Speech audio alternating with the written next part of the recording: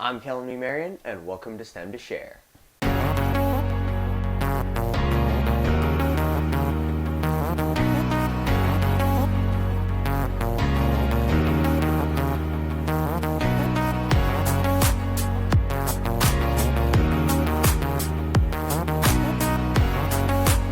In today's episode, I'm speaking with a vehicle systems engineer from the Argonne National Laboratory. What kind of work is done at the Argonne National Laboratory? So the office is located right outside of Chicago, in kind of like the south suburbs of Chicago. The city is Lamont, Illinois. But overall, Argonne it's kind of a blend between school and a lot of things that people will do in private industry.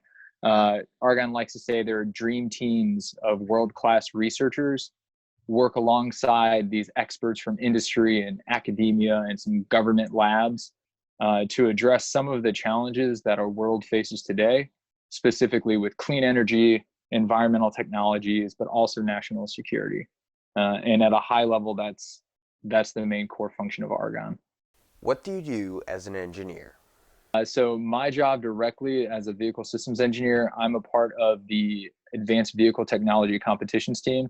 And so my role is interfacing with university students between the United States and Canada, and assisting them in a development process that is a part of a college competition that they volunteer for. Some students do it for credit, some students do it just for fun.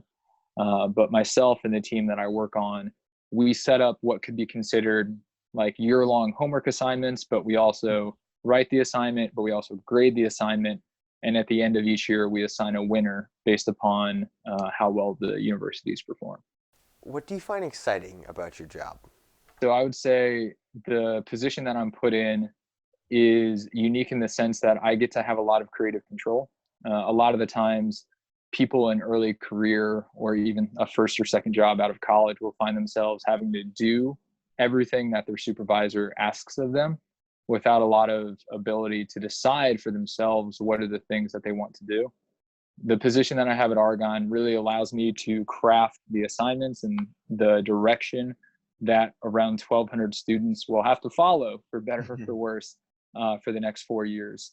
And it's also really, really important to me, but it's also really rewarding to see students, whether they're freshmen or PhD level students, being pushed to the point that they're challenging even what they thought they were capable of, and seeing students and teams come together to achieve something that is truly insane, that is a student-built hybrid vehicle that is semi-autonomous in nature.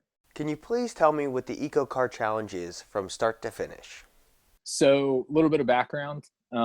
Much like there is a Super Bowl every year, the NFL exists outside of the current Super Bowl. You can think about myself and the team that I work on kind of like the people that run the NFL. We have teams that work for us, that we set how they need to do things. And the company name is Argonne, but we are the AVTC team, and that's the Advanced Vehicle Technology Competitions team. Every 4 years or so, we run a new competition. And so these competitions could be 2 years long, they could be 4 years long. And the current one we're in right now is a 4-year-long competition series. At the end of each competition series, we will adjust what we're trying to accomplish and what we want the universities to do, and then we'll start a new competition. The current competition we're in right now is called the EcoCar Mobility Challenge. And there's college kids between the US and Canada that at the start of this went into it knowing they were going to receive a Chevrolet Blazer, a 2019 Chevrolet Blazer. And over the course of 4 years, they had to design this car to be a hybrid that worked, as well as a hybrid that was semi-autonomous. And so it had capabilities to drive itself in a very safe way under a lot of supervision, is kind of the big picture. And at the end of every year, myself and the team that I work on, as well as our sponsors, set up actual testing events where all these college students come together with their cars, and we evaluate how well the car drives, but also the quality of engineering that went into the vehicle itself. How did you get your job, and what other career options did you have? So it was actually one of my good buddies from college. He works on the team that I work on now as well. He was in my position at the time, and he was moving up into a project management position. And so his position became available. And because of the experience that I had in school, but also the relationships and the people that I met through my time being with the program, I was able to apply for this position and be one of few. And fortunately, I got the position. It didn't hurt that it was in Chicago, which was a cool city. And the other positions, though, in coming out of school, I had an opportunity with Rolls-Royce. They do some jet engines work out of Indianapolis, and doing some control work there.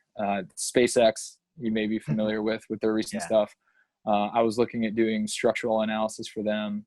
And then also, because it's all cars, I had previously done an internship with Ford, and I was looking at joining their electrification team, working on battery pack development. But because of where I was and what I thought would be good for the time, Argonne definitely was it was a unique option that would not present itself normally. Is there any additional advice or interesting information that you'd like to add? Yeah, I mean, so because I guess people that are going to be watching this are going to be interested in STEM related activities or even STEAM. And so I think it would just be challenge your own ideas of what STEM is and try not to put a box around engineering. A lot of the times I meet students and I meet people that think engineering is super technical, and I know I work at a lab, and so when I talk with people or whatnot, they're like, "Oh, you must be like really research heavy," and it's like, yes, but no.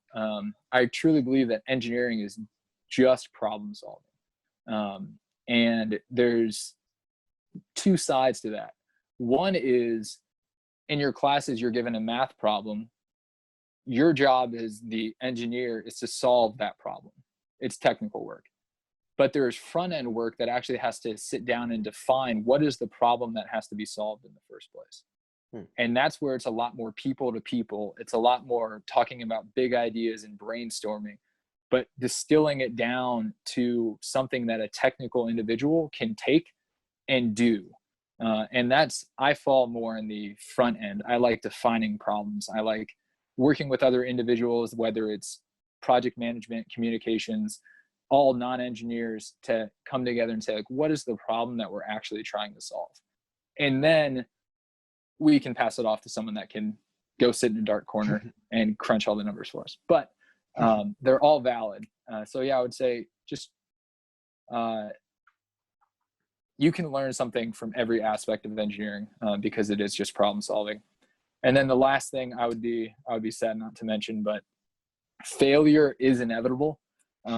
So don't view it as a negative. It's just going to happen. My faculty advisor in graduate school always used to say, fail early and often. And it's one of those things that's really stuck with me.